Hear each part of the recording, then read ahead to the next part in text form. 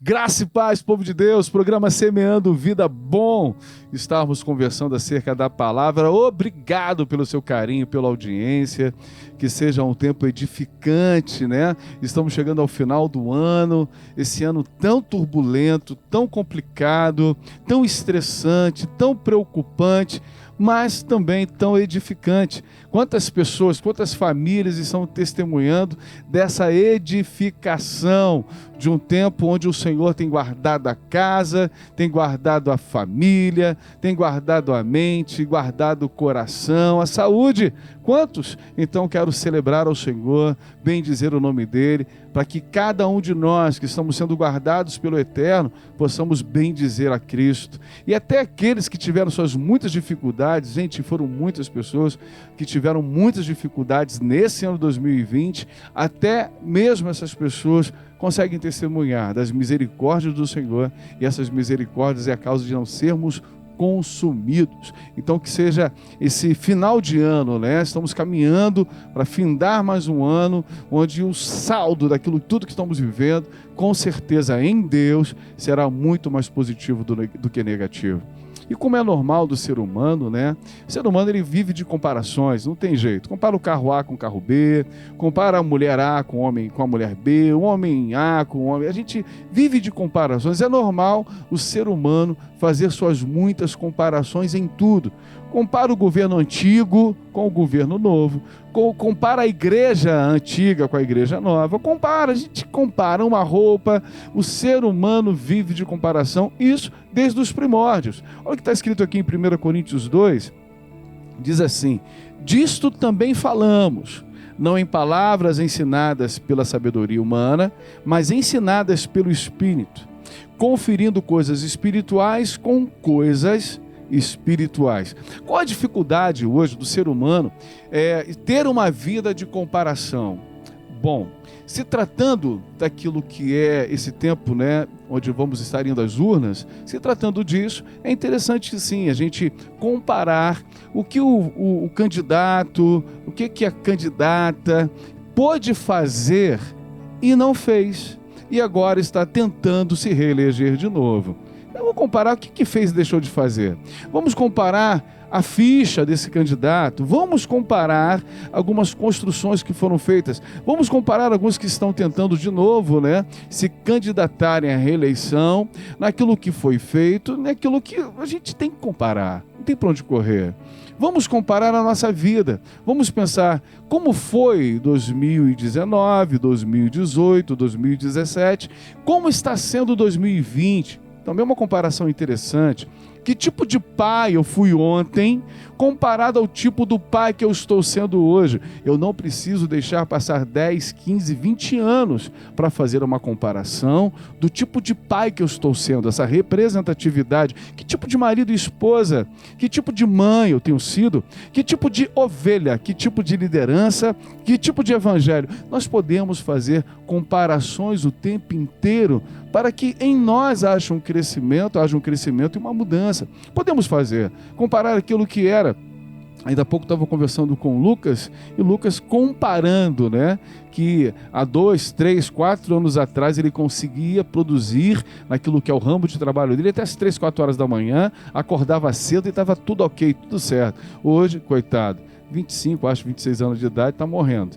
Ele mal consegue dormir cedo e acorda destruído. Comparando, vivemos de comparações. Quando Paulo está dizendo, quando nós precisamos ter uma sabedoria, essa sabedoria, ela não pode ser humana. Tratando das coisas do Espírito, não pode ser humana.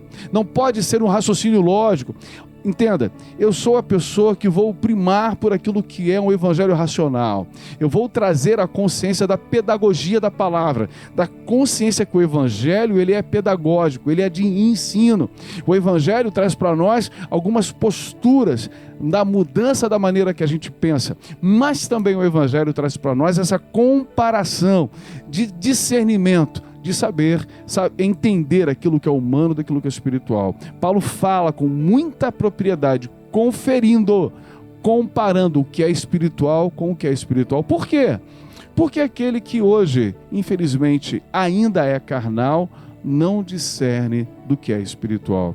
E tem um monte de gente na internet hoje, um monte de preletores, pastores, pregadores, coachings, que são humanos, são carnais.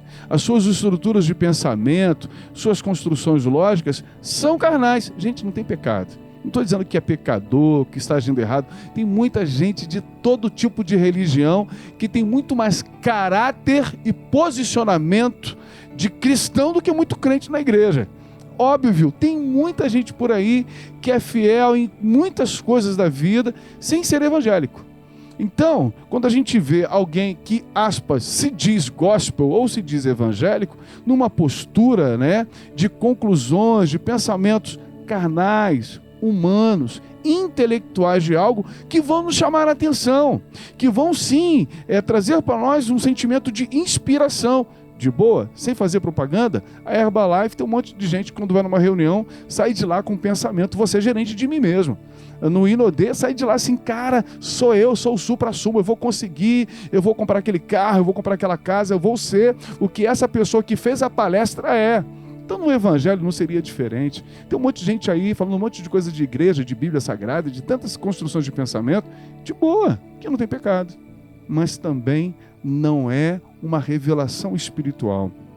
O maior erro do ser humano, ou a maior dificuldade do ser humano a pior delas, você achar que o meio certo, ele está sendo certo naquilo que é a tua vida. Você achar que, porque faz uma comparação pseudo, de algo bom, isso é o correto. Paulo diz que nós precisamos experimentar a boa, perfeita e agradável vontade de Deus. E muitas vezes na nossa vida, nós somos tão imaturos e comparamos várias situações de forma errada. Por que você não faz uma avaliação de si mesmo em toda a construção do que foi o seu voto nos outros anos, no candidato que você escolheu? Faz uma comparação de você como cristão dentro da igreja. Compara você como marido, você como esposa, você como pai. Faz essa comparação.